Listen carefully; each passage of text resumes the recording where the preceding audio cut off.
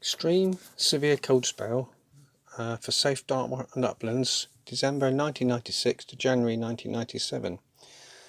And this all started on the really early December, or sorry, late December the 23rd.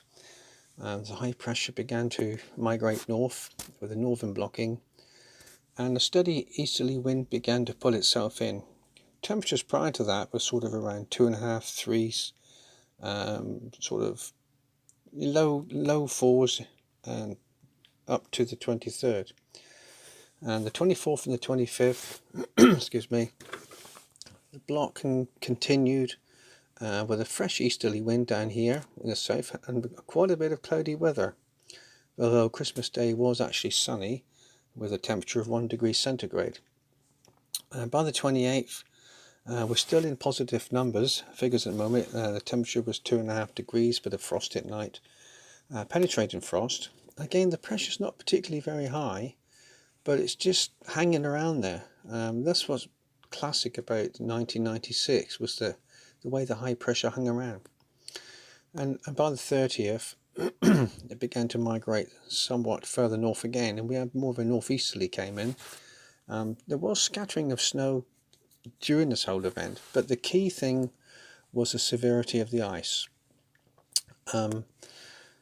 The ice at times, particularly from the 1st of January to the 10th, or the 31st of December rather, became very, very severe, and a lot of roads were blocked simply by thick ice. Up above us, we had 12 inches of ice for a good 400 metres down the road, and parts of Dartmoor, particularly Ugra Beacon, were hammered with thick ice, well over 12 inches thick, 14 inches thick, that looked like lava flowing down the hillside, sort of cooling off, but in this case freezing. And you could see it from a good 2 miles away.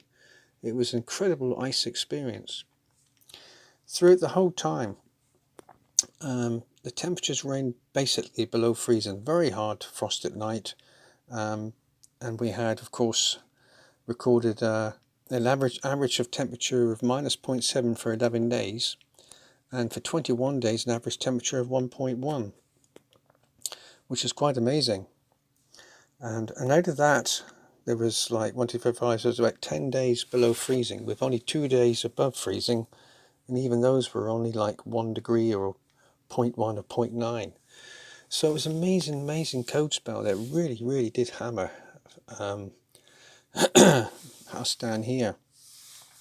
The ground temperature remained below freezing for 2 weeks after the cold spell had finished, even though it was mild and raining.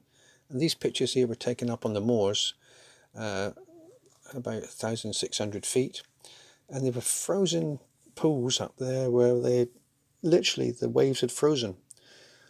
Further down, the river itself had frozen, lumps of ice were on it, and this is a fast moving rivers on Dartmoor.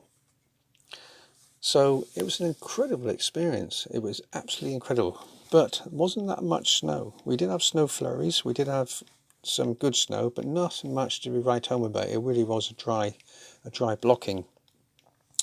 And the whole cold spell really lasted into the 10th of January, where it finally turned less cold, and that was about it really. As you can see from the facts and figures here, many days, nights below freezing. Dartmoor would have had about 21, 22, 24 days in a row, day and night, below freezing. So it was incredibly icy and an amazing experience. I don't know, I'd like to think we'd experience it again.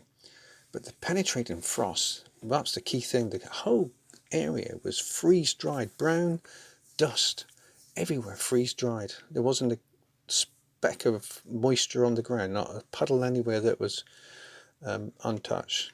So yeah, I hope you enjoyed that. There's not many pictures of those days. I didn't take many pictures, but yeah, I hope you enjoyed that video and enjoy the rest that I do.